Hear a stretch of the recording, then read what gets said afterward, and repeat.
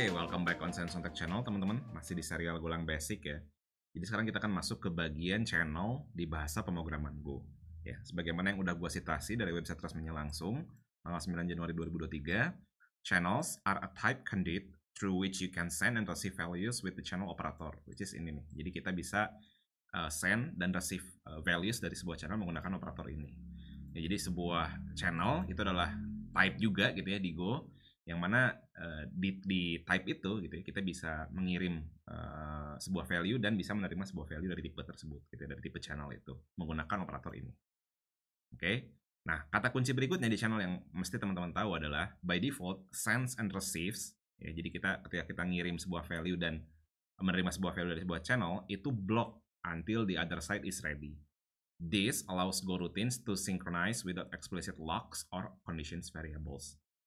Oke, jadi by default operator ini gitu ya, pada saat kita mengirimkan dan menerima sebuah value dari sebuah channel gitu ya, itu value-nya nggak akan, maksudnya programnya akan diblok sampai kedua-duanya ready nih. Yang nge-send-nya ada, yang receive-nya ada. Oke, biar teman-teman nggak bingung, yuk kita coba cek ke contoh codingannya ya. Oke, seperti biasa entry point dulu ya. Oke, nah misal gue punya sebuah variabel ya, namanya C, yang adalah sebuah channel.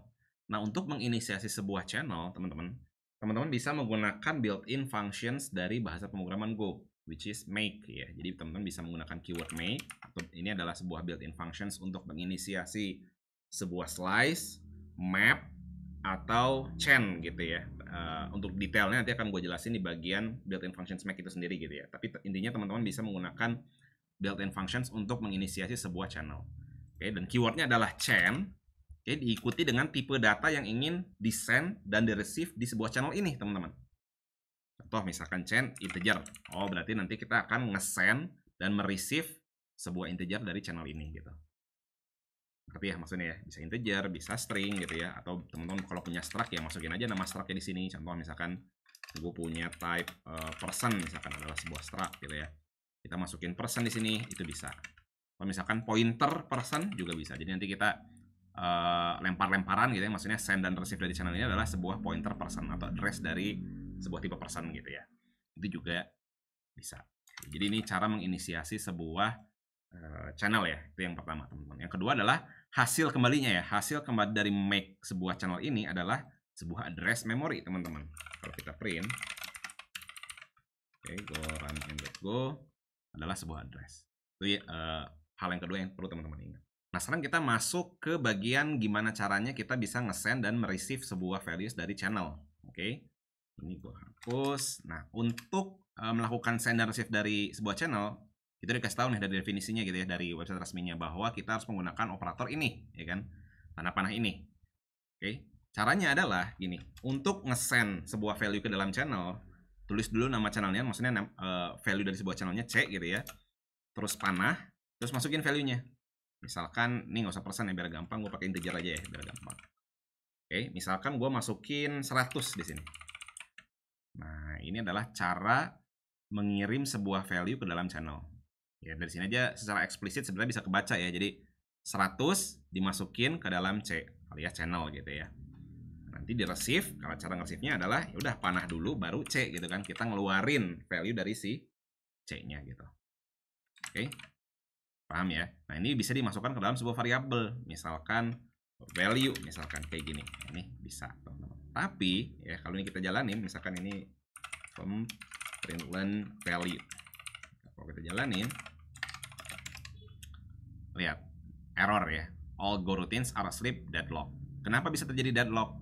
Karena lihat ya, by default sends and receives block until the other side is ready. Jadi kalau teman-teman lihat di baris 21 ya, dimana pada saat kita mengirimkan value 100 ke dalam sebuah channel C ini gitu ya, by definitions terjadi proses send value terhadap sebuah channel. Balik lagi ke definisinya, sends and receives block until the other side is ready. Di sini kita sudah ada send. Si C pasti nungguin something yang akan nge-receive value dari C. Ya dong, ini kan send-nya udah ada nih. Ya kan? Nah, ini akan ngeblok sampai dia tahu akan ada yang nge-receive value dari si C ini. Masalahnya teman-teman, ya, proses receive value dari si C ini dilakukan di baris ke-22 ini kan. Ya dong, ya kan? Baris 21 nunggu baris 22 ini ada gitu ya. Sedangkan baris 22 ini akan dieksekusi ketika baris 21 selesai. Ya kan? Makanya deadlock, teman-teman. Ini akan muter-muter di situ terus gitu ya, nungguin terus gitu ya. Si C ini nungguin akan ada yang nge-receive value gitu ya, which is di baris 22 dalam hal ini gitu ya. Baris 22 nggak akan dieksekusi kalau 21 belum beres. Ya, makanya deadlock di sini. Paham ya? Solusinya gimana bang? Solusinya adalah membuat send dan receive ini jalan di thread yang berbeda. Ya. Kalau gitu gimana bang caranya bang? Ingat kita punya goroutine, ya kan? A lightweight thread, ya kan? Di video sebelumnya gue udah jelasin. Silahkan teman-teman yang belum nonton soal goroutine bisa cek videonya di sini ya. Oke, jadi ini kita bisa masukkan ke dalam goroutine. Oke, yang mana dia akan jadi non-block, ya kan? Ini nggak akan ngeblok program, ya kan? Ya udah ini skip gitu ya, kita akan langsung masuk ke sini. Sehingga pada saat kita mengirim gitu ya, mengirim value 100 ini gitu ya. Ini udah ready, udah ada yang nangkap gitu. Kebayang ya? Terus gimana bang? Ini kan di skip, ya kan? Ini kan di skip. Berarti value-nya ini ya, si value pada saat nge-receive sebuah value dari C gitu ya. Ini dia akan nungguin yang ada yang nge-send dong, betul. Makanya dia akan ngeblok nih di sini. Ya, dia akan ngeblok. Contoh ya, ini gue jalanin dulu ya biar enak.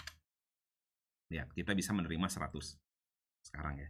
Ini kalau gue bikin gini, time.sleep misalkan 2 detik. Oke. Dia akan nunggu 2 detik dulu baru keluar. Artinya apa? Artinya ini sebenarnya ngeblok kan.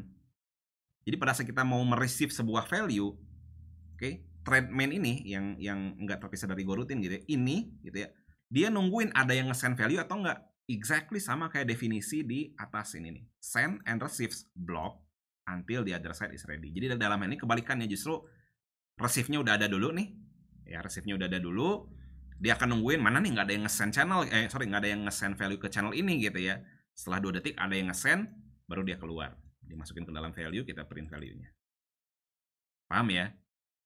Ngerti ya? Makanya ada tulisan berikutnya ini, this allows goroutines to synchronize without explicit locks or conditions variables. Jadi ini memungkinkan kita untuk bisa mensynchronize kembali gitu ya, dari multi-thread yang kita bikin gitu ya, kita synchronize kembali ke dalam satu proses gitu, ke dalam satu thread lagi gitu ya, tanpa menggunakan locking. Kita bisa menggunakan channel.